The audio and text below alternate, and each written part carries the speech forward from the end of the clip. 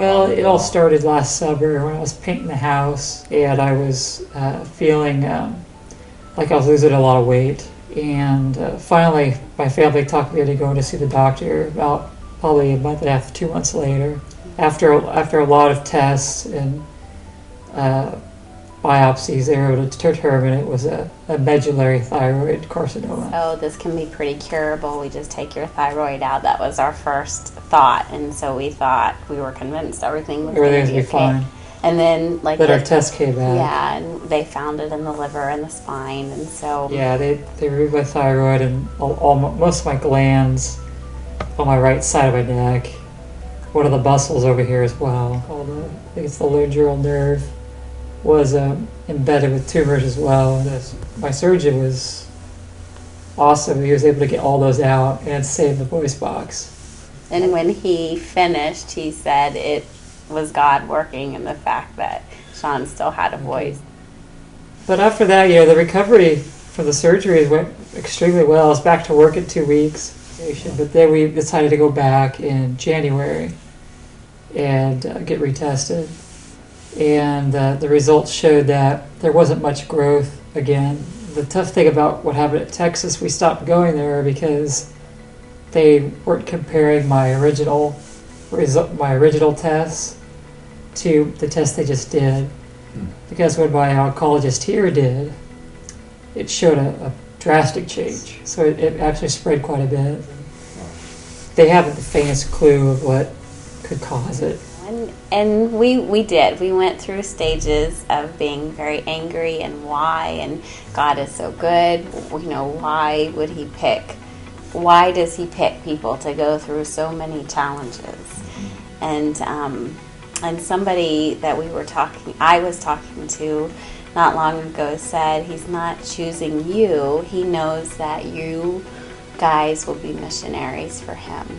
Wow. And that made a big difference in my outlook of questioning why. There's days. Our rough days are rough.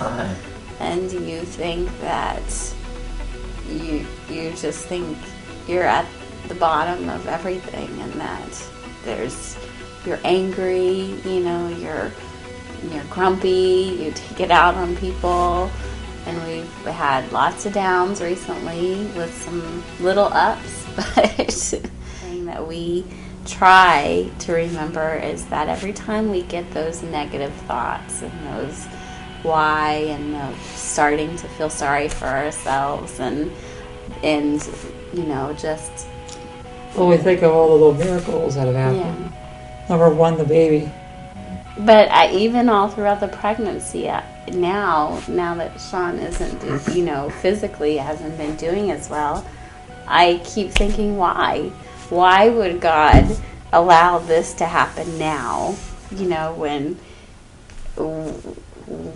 it seems like the worst timing ever, but because of our circumstances and the way it happened, it's gotta be a miracle. I mean, we honestly believe that, our pathways are set, and we just keep praying that we make the best decisions to follow His will, and that's all we can do. But it is just, we've been so, angry at times and questioning why and thinking that maybe God isn't there, but He is, because we've gotten so much help and support from people that there's no way that He's not there,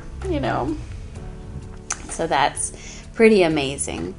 Throughout it, I mean, we keep feeling like our prayers are not getting answered, but there's little bit things that are happening that truly are answering prayer. Kids sit there and think negative, but that's not God talking. That's not Him talking. That's somebody else trying to pull us away from God. We can be a lot stronger when we refocus, and even hear it through people like you. I mean, you're saying that about us, but it's people like you guys that show us that He's truly there and He is living.